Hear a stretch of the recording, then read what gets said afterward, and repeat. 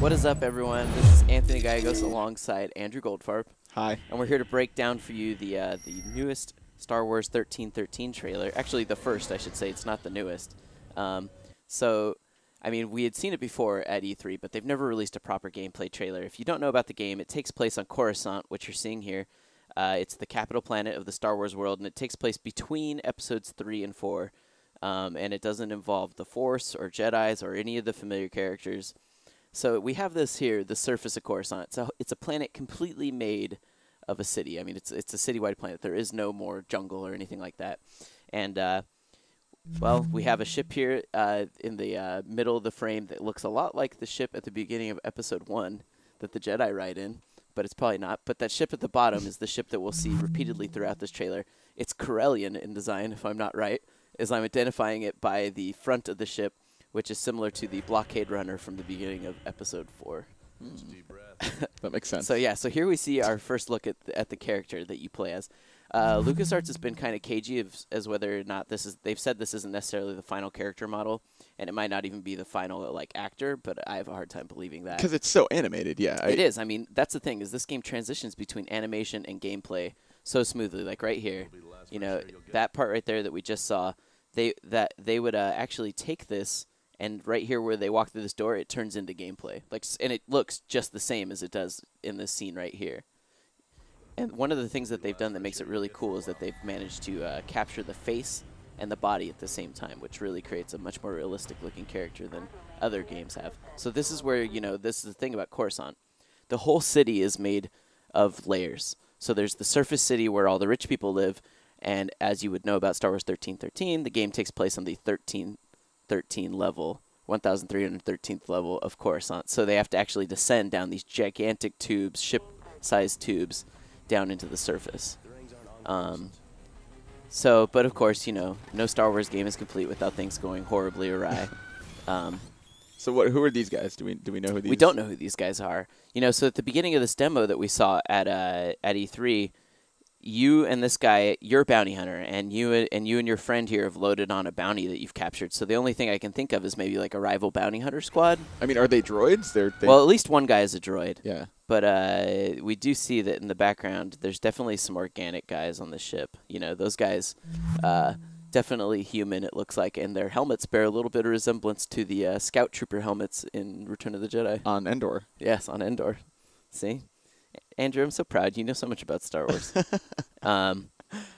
Yeah, so, I mean, I imagine that they're rival bounty hunters or maybe even people that have been paid to free this guy. Because, see, when they attack, they blow open the crew, and then the droid comes in and grabs the case and hauls the bounty away.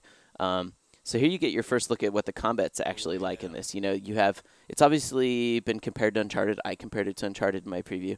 It's a cover-based game. So, you know, your character takes cover. He can blind fire over it. He can shoot over it. You get to see, if you look down there, he's holding what looks to be like a DL-44 blaster made by Blastech, the same blaster that Han Solo used. So that's what I was thinking too. But I don't know what this is. So typically in Star Wars things, we see that they have blaster shots, but usually they're just your kind of standard blaster fire. Yeah, this is like and these guys are using I mean, you did see in Episode 4. They did do some sort of, like stun bolts, but those look way different than this. This seems like some sort of concussive blast that actually is there to knock them like out of place. In practice during the demo, I saw this being used to actually propel guys out from behind cover. So it was kind of like if you ever played Infamous, Cole had a energy blast he could do that would knock guys out from behind cover. Similar, and also like similar a force game. push from sure, Force or Unleashed for it also. to be more of a proper analogy, yes. Yeah. That one's much better. Obviously, there's melee combat, which, you know, that scene right there is so short, but man, look at the animation. It's just so fantastic. I guess we should say it's Industrial Light and Magic is collaborating with them on like the motion and the physics and character stuff. Right, which is, you know, this is the first LucasArts game that's being developed internally, working with all these studios, you know. That's definitely a DL-44 Blastech blaster. Later outlawed. So let's go a little bit farther, and we're about to see this really crazy. Well, I mean, look, this is one of those things about this game that makes it like Uncharted. It's all about these crazy big set pieces, right? You know, you're 1 second you're fighting it out and duking it out in your ship. The next, all of a sudden, you're running and jumping, you know, from one flaming Hulk to the next. Hold on, Andrew. What is that? It's some kind of alien. Well, I have my strong suspicion that looking at his face, and if you're familiar enough with the Star Wars universe, that's a Trandoshan. Trandoshans? Where would I know them from? So you would know them if you watched Empire Strikes Back. The bounty hunter Bosk appears on the crew of the Imperial Star Destroyer. And yeah, that's definitely a Trandoshan, which is, this is actually from the demo. This is a character, this is the guy that you've captured, and quite possibly who these guys have come here to retrieve. And the Bosk action figure was wearing a yellow tracksuit, if I remember correctly. He was. He was indeed. So yeah, so, you know, I don't know what part of the game this takes place in, but here you get a kind of a look at the very Uncharted-like platforming, right? They call out the like platforms the in bright red, you know, just like, yeah, I mean, every part that you can climb on is bright red. And it's worth noting that we saw this exact climbing segment in some of the footage they showed at E3, but now it's a little more in context. You realize it's during the descent down to level 1313. Totally. I mean, they've been, oh, sorry. There's a long black period in this trailer that's all sound effects, you know. Great for drawing effects, bad for a rewind. But yeah, I mean, during all these quick cuts, we get a look at a lot of different things, you know. We get I mean, again, just, this is what the game looks like when it's running. Like, I can't emphasize that enough. You know, a lot of people have speculated that that means it's going to be a next-gen game. I would say that it could be. It could very well be a next-gen game, but it would really surprise me if it didn't also come out on current-gen hardware and just be, like, down-res. Like, imagine if you had Uncharted running on, like, the best high-end PC you could. I mean, it would probably look something crazy like this if they had that hardware to work within. But yeah, obviously things go horribly wrong for them as they're descending in this long trek. Those explosions look so good. They really do. I mean, everything in this game looks great. I'm going to fast forward just a little bit because now we get our first glimpse at the actual level 1313. You know, as you can see, it's a lot darker. The only light they have in that's natural is coming in from the surface. This is not the lowest level, correct? I do not believe so, no.